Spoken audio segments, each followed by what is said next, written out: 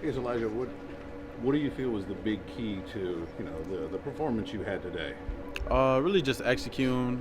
I feel like, of course, I left some stuff out there. Could have had a better game than what I had, but just executing on stuff that I didn't do well last week, and then making an emphasis throughout practice on going into the game this week. What were the things that you felt like you did better this week than last week? Blocked a little better, my routes, my releases, better with my hands and stuff, and just making plays when the ball came my way, really. And on Fernando, obviously, he had a really good day. Just sort of give us a receiver's view when a quarterback, solid week one, but then takes a step. What leads to him taking that step? I feel like just that game experience, getting more comfy. That was our first real time against different guys, so he's only going to get better as each week. So it's good to see for sure.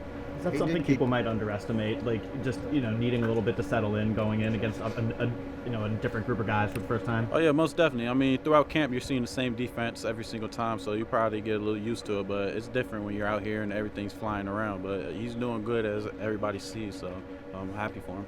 He kept calling you Waffle House, so I guess the nickname stuck. Is he still eating there? If we had one here, I would eat there. But when I'm back home in Virginia, I make a stop all the time. Yes, sir. Haven't changed your favorite dish yet? Nah, all-star breakfast every single time. Okay. Grits, bacon, eggs, man. I remember that from last year. Yes, sir. Yes, sir. Offensively, you guys were a lot better in the red zone. Anything in particular you can point to and say, here's why? Just like I said before, executing really. Like one person does something wrong in the red zone, then the play won't work. And when all 11 guys are doing their job, then we can execute well, which was happening here. How much of an emphasis was the red zone offense during the week? Oh yeah, big emphasis. As soon as the game was over last week, we know that we should have did better in the red zone, and then we have our red zone days later in the week, and we were being focused when we had those times. We got to continue to find ways to be better there.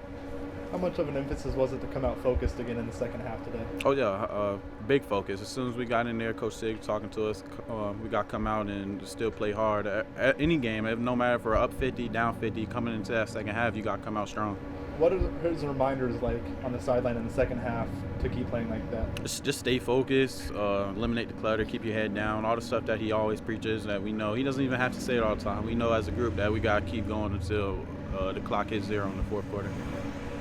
Heard a while. He said he wasn't happy with the walkthrough on Friday. Mm-hmm. When that happens, how do you guys kind of leave your set the tone after that and try to make up for it? Just when we get to that hotel and meetings and stuff, just from there, making sure everybody's locked in, focused, and then when we have our walkthrough today in the morning, making sure we're all doing our job, not messing up, and just stuff like that. Fernando says he thinks he should take you up to dinner. I think I should take him out there dinner. He's the one. You gonna trade? Yeah, we need to trade that one around. He's the one throwing me the rock. So I told him I owe him one. Event one day I'm gonna take him out. He always says he owes me one, but I owe him one for sure.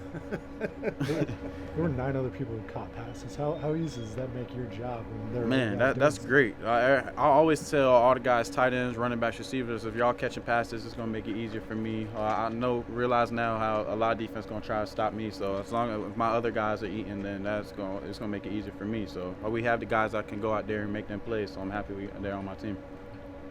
The big play is kind of a contrast to last week when you had so much trouble moving the ball in short yardage. Today was big play after big play. Yeah, just executing, also doing our jobs. We could have had those plays last week, but we missed out on some. We missed out on some today, myself included. So it's just piling away, trying to find ways to execute and get better.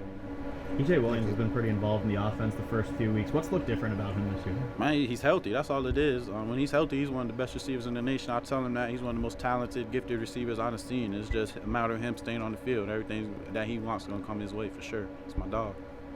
You see, maybe there was a weight lifted off his shoulder with that touchdown catch. Oh yeah, for sure. I didn't even know that until he told me on the sideline. I'm happy for him, man. That's the man above right there. So shout out to him. Shout out to EJ for putting in all the work that he does, and it's going to be many more coming his way.